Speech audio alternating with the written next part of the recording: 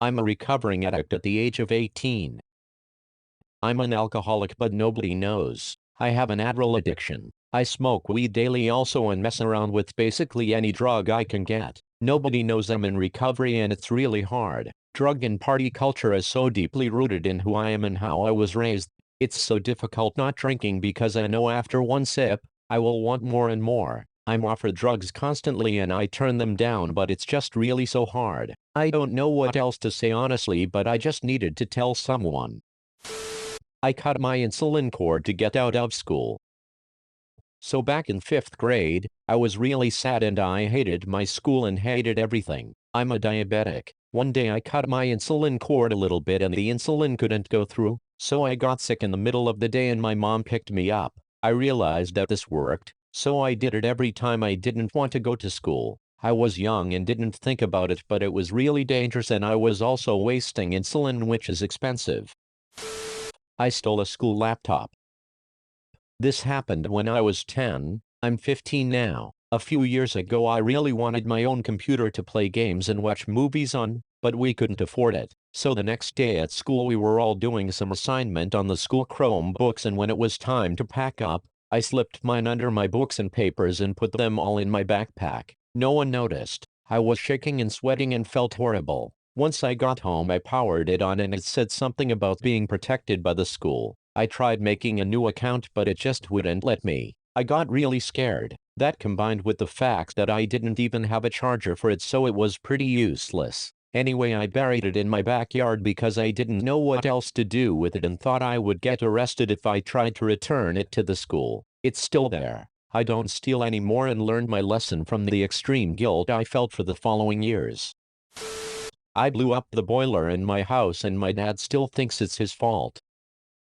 My dad turned down the water heater temperature on the boiler because he thought the gas bill was too high. The shower water would only get lukewarm, part of his strategy to make us take shorter showers too. I was miserable. I went into the basement at night and turned the water heater temperature as high as it would go. The next day, when I came home from school, the heater had exploded, wrecking part of the house and flooding the basement. They probably spent thousands on the cleanup and repair. My dad blames himself for changing the boiler temperature. We have a new boiler now. I don't feel guilty. Hot water feels nice. My dad is not an easygoing guy. He'd most likely lose his shit and demand me to pay him back for the damages if I did reveal 14-year-old me caused the boiler to explode. He also owes me $11,000 he stole out of my bank account while I was away in the army. Sorry, no wholesome ending. I found a wallet in the school bathroom and kept it.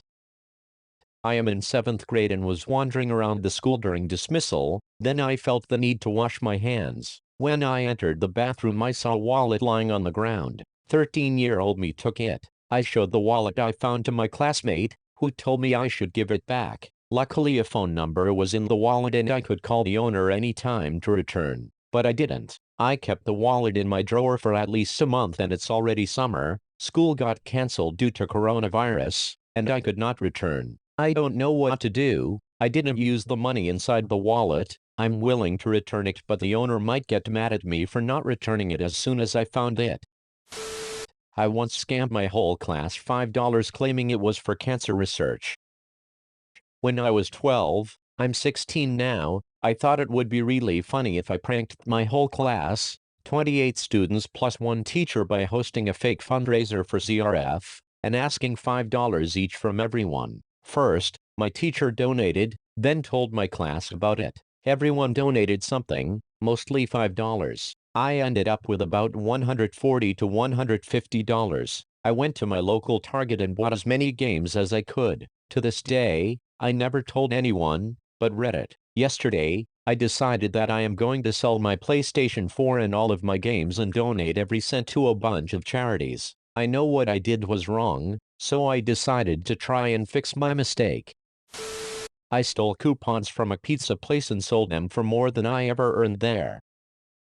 So when I was 18, 19 now, my mother forced me to work at this pizza place called Chicamo, which is a pretty famous pizza franchise in my country. At the start, I hated the idea. On my first day they told me to clean and clean. I was hoping to be at the cash register taking orders, but no. I hated that place. The manager was horrible and everyone thought they were above me and often said you missed a spot. That was very annoying. And I was tasked to clean the counter, floors, and tables at 6:40 a.m. when me and the manager went in. I started cleaning the counter and noticed 3 whole piles of coupons for pizzas on the counter. Every time you ordered a pizza you got 1 coupon and you needed 8 of them to get a free pizza. The coupons were still in their plastic wrapping. I needed to make sure Como pay for my unsatisfaction while working there, so I decided to put all 3 packets of coupons in my backpack. I need to mention that these coupons were small squares. I stole 1,200 of them.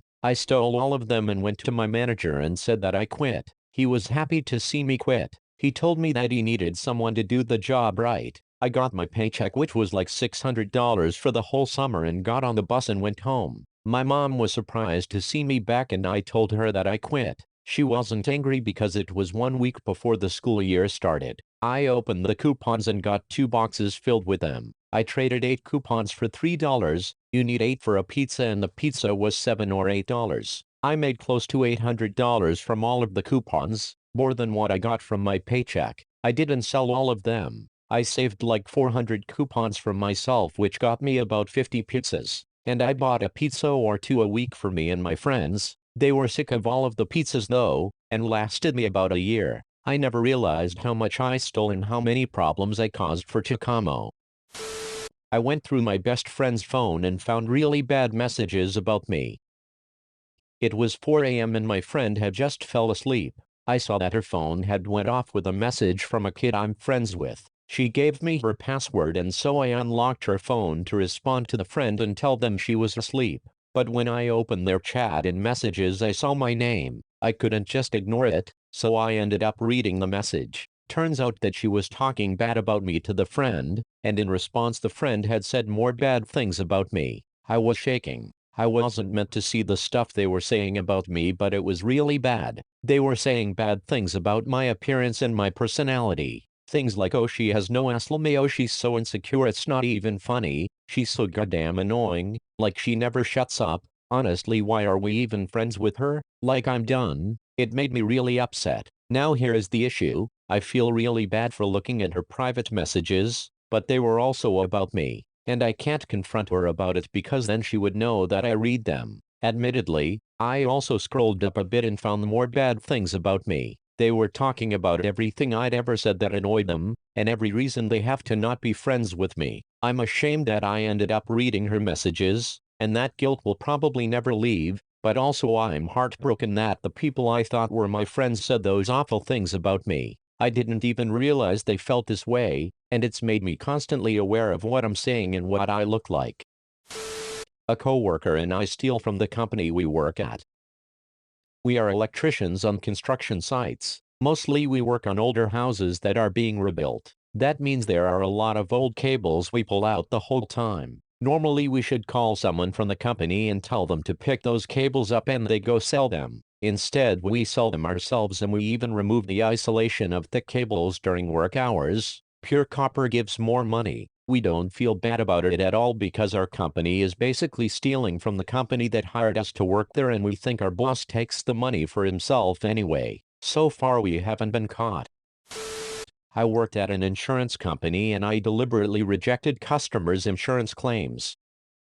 If someone presented evidence of the crash like photos, dashcam footage, or written testimonies and my customer was being an idiot and a total dick, I will always make them go through a lot of paperwork or give excuses to reject or delay their insurance rights. For instance, if my customer was driving like a moron and proceeded to brake check someone and caused an accident, I will always delay their payment or the chance to sign up their car into a shop.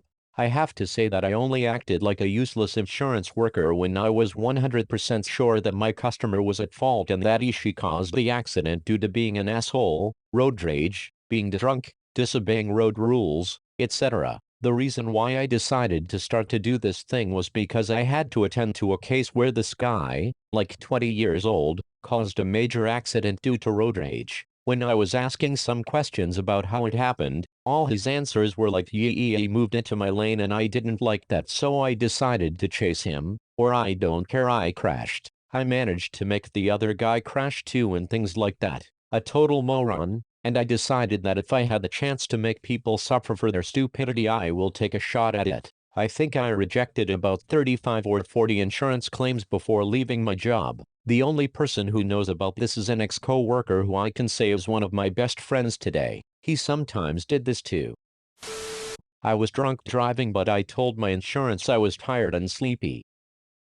It was 10 p.m. and me and my friends decided we want to get another bottle from the store. After buying the bottle, I went to this roundabout but counterflowed and managed to avoid the oncoming vehicle. Well, sort of scraped their side mirror but no damage on my car. I carried on driving but noticed the vehicle chasing and must have took a picture of my license plate. 2 days after, my insurance notified me that someone was making a claim. I knew what it was, so I called them. I lied to them by saying I came from work and was too sleepy and I wanted to get home as quickly as possible. The guy asked questions if I was alone, but I told them I was with 3 other people. The guy said it was sorted out and that they've taken responsibility for this and will be paying the car owner involved in this incident. I don't mind my premium going up, but I am worried if the police will get involved on this if my insurance starts suspecting I was drunk.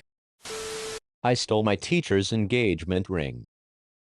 This morning I was in pre-calc. The teacher was talking to someone and I saw a ring on her desk. I wasn't really thinking about it much, and in my defense, I don't even know why she would take off her engagement ring and just leave it on the desk like that. I just thought that it looked nice, so I took it. A few minutes later, the teacher went back to her desk and started freaking out. She started yelling at everyone and I just pretended I didn't know what was happening. Lucky for me, the period ended and I was able to leave. At the last period, everyone from the math class was pulled out of class and searched. They didn't find it on me, but the math teacher was there and she looked like she was going to cry as everyone left school. I feel pretty guilty now, but she can just get another ring, so I don't really think it's that big of a deal. Tomorrow after school I'm going to sell it for $200, so at least it wasn't for nothing. I just had to get this off my chest. I know this is going to get a lot of hate, but whatever.